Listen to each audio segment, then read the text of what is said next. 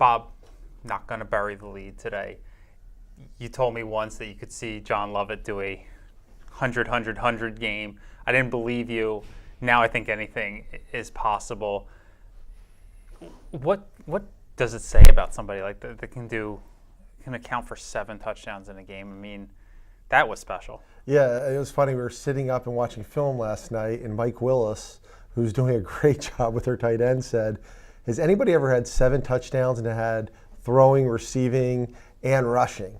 And I said, I would guess somebody must have, because Craig Saxon has you're like the Harvey Pollack of stats, so I haven't seen that one yet. I don't think anyone in Princeton has seen it. That was the first here. He just affects the game wherever we put him. And when you can put a guy and put him out at receiver or tight end, and they have to defend him, along with Isaiah and Jesper and Frush and Osborne. You put him at running back and they have to defend him. You put him at quarterback and they have to defend him.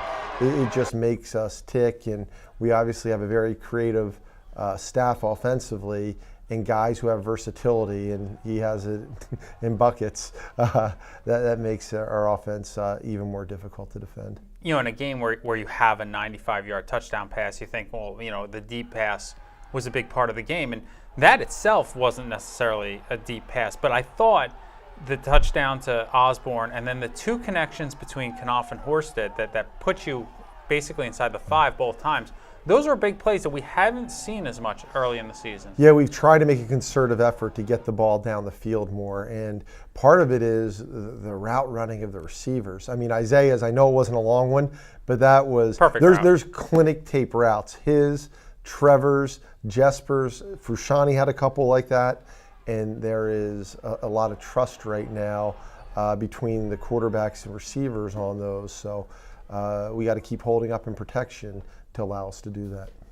James Gales with another interception that game. I mean, your defense has done a pretty impressive job of spreading it around. You talked about it in the beginning of the year, swarming on tackles, and you know, you're getting off the field pretty quickly. So statistically, maybe nobody's stepping off the charts, but I thought again that interception by Gales and just the play in the defensive backfield has really steadied a lot recently. Yeah, I mean, you want team defense, and I love Steve Cody and Mike Zulli, and we've had these wonderful back 7 guys who've had unbelievable statistics. But if we're playing good on defense, you're not getting 120 tackles, right. And, those type statistics. And James continues. His confidence is growing. He's playing the ball better.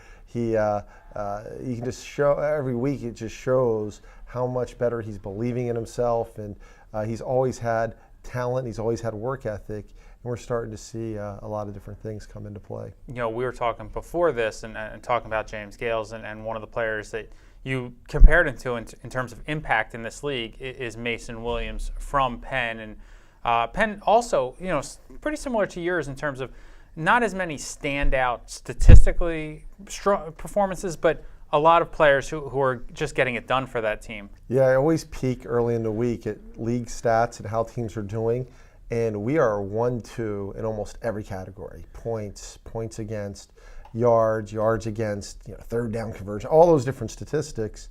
We are, near similar that way, which if we can play up to our potential, it has the makings of a tremendous football game, because they have a terrific team as well.